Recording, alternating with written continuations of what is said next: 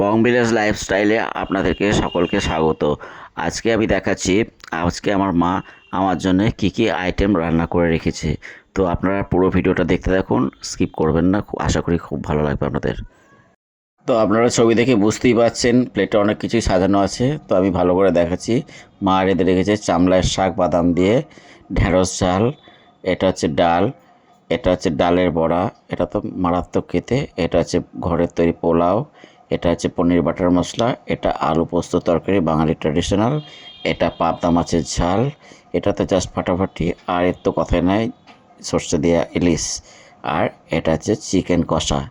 এটা তো বিশাল। এবার দেখুন প্লেটে কেমন লাগছে। সাদা ভাতও আছে সঙ্গে, সঙ্গে পোলাও, এটা হচ্ছে চামলার শাক বাদাম দিয়ে, এটা ডালের বড়া, এটা হচ্ছে আলু পোস্তর তরকারি, এটা হচ্ছে পনির বাটার মশলা, এটা হচ্ছে পাবদা মাছের ঝাল, আর সঙ্গে আছে এটা হচ্ছে ডাল, এটা হচ্ছে সর্ষে ইলিশ, পেটে ডিম ভরা, দেখতেই পাচ্ছেন।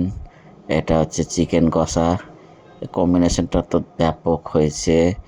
তো এই ছিল আজকের মেনু।